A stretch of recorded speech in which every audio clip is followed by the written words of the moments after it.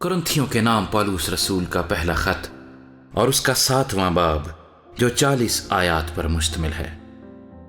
जो बातें तुमने लिखी थीं उनकी बाबत यह है, मर्द के लिए अच्छा है कि औरत को ना छुए, लेकिन हरामकारी के अंदेशे से हर मर्द अपनी बीवी और हर औरत अपना शौहर रखे।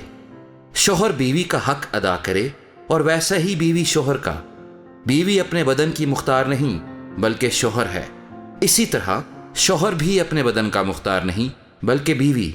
तुम एक दूसरे से जुदा ना रहो मगर थोड़ी मुद्दत तक आपस की रजामंदी से, ताकि दुआ के वास्ते फुर्सत मिले और फिर इकट्ठे हो जाओ। ऐसा ना हो कि गलबा नफ्स के सबब से शैतान तुमको आजमाए। लेकिन ये मैं इजाजत के तौर पर कहता हूं, हुक्म के तौर पर नहीं। और मैं तो ये चाहता हूं कि जैसा मैं हूं वैसे ही सब आदमी हों, लेकिन हर एक को खुदा की तरफ से खास खास तौफीक मिली है, किसी को किसी तरह की, किसी को किसी तरह की। बस मैं बेबयाहों और बेवाओं के हक में ये कहता हूं कि उनके लिए ऐसा ही रहना अच्छा है जैसा मैं हूं। लेकिन अगर जब्त ना कर सकें तो ब्याह कर लें, क्योंकि ब्याह करना मस्त होने से बेहतर है। मगर जिनका ब्याह हो गया है उनको मैं नहीं बल्कि खुदावंद हुक्म देता है कि बीवी अपने शौहर से जुदा ना हो, और अगर जुदा हो तो या बेनिकाह रहे या अपने शौहर से फिर मिलाप कर ले, ना शौहर बीवी को छोड़े। बाकियों से मैं ही कहता हूं, ना खुदावंद, कि अगर किसी भाई की बीवी बा ईमान ना हो और उसके साथ रहने को राजी हो तो वो उसको ना छोड़े। और जिस औरत का शौहर बा ईमान ना हो और उसके साथ रहने को राजी हो तो वो शौहर को ना छोड़े, क्योंकि जो शौहर बा ईमान नहीं वो बीवी के सबब से पाक ठहरता है, और जो बीवी बा ईमान नहीं वो मसीही शौहर के बाइस पाक ठहरती है। वरना तुम्हारे फर्जंद नापाक होते मगर अब पाक हैं। लेकिन मर्द जो बा ईमान ना हो, अगर वो जुदा हो तो जुदा होने दो। ऐसी हालत में कोई भाई या बहन पाबंद नहीं, और खुदा ने हमको मेल मिलाप के लिए बुलाया है। क्योंकि ए औरत, तुझे क्या खबर है कि शायद तू अपने शौहर को बचा ले, और ए मर्द, तुझको क्या खबर है कि शायद तू अपनी बीवी को बचा ले।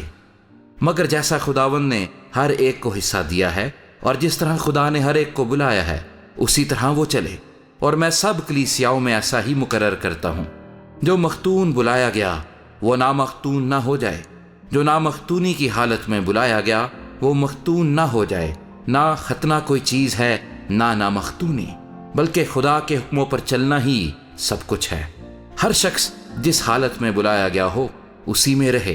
अगर तू गुलामी की हालत में बुलाया गया तो फिक्र न कर, लेकिन अगर तू आज़ाद हो सके तो इसी को इख्तियार कर।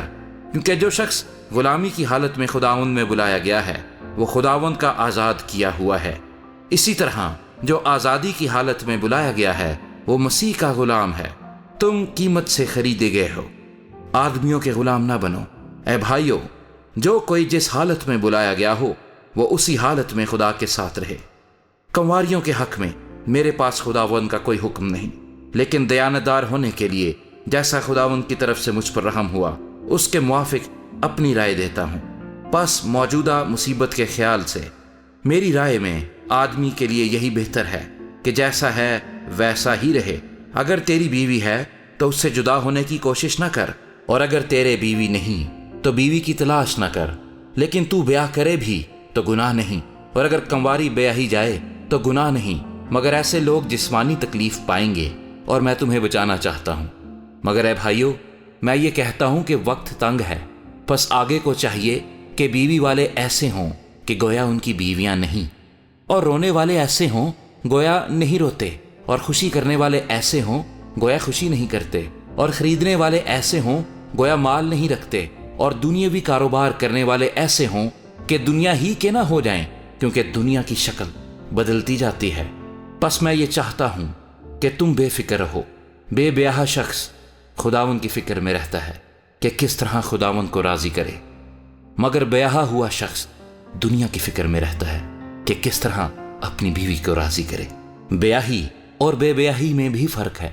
बेब्याही खुदावंद की फिक्र में रहती है ताकि उसका जिस्म और रूह दोनों पाक हों, मगर ब्याही हुई औरत दुनिया की फिक्र में रहती है कि किस तरह اپنے شوہر کو راضی کرے، یہ تمہارے فائدے کے لیے کہتا ہوں، نہ کہ تمہیں پھنسانے کے لیے، بلکہ اس لیے کہ جو زیبا ہے وہی عمل میں آئے اور تم خداوند کی خدمت میں بے وسوسہ مشغول رہو۔ اور اگر کوئی یہ سمجھے کہ میں اپنی اس کنواری لڑکی کی حق تلفی کرتا ہوں جس کی جوانی ڈھل چلی ہے اور ضرورت بھی معلوم ہو، تو اختیار ہے، اس میں گناہ نہیں، وہ اس کا بیاہ ہونے دے۔ مگر جو اپنے دل میں پختہ ہو اور اس کی کچھ ضرورت نہ ہو، بلکہ اپنے ارادے کے انجام دینے پر قادر ہو اور دل میں قصد کر لیا ہو کہ میں اپنی لڑکی کو بے نکاح رکھوں گا، وہ اچھا کرتا ہے۔ پس جو اپنی کنواری لڑکی کو بیاہ دیتا ہے وہ اچھا کرتا ہے، اور جو نہیں بیاہتا وہ اور بھی اچھا کرتا ہے، جب تک کہ عورت کا شوہر جیتا ہے وہ اس کی پابند ہے۔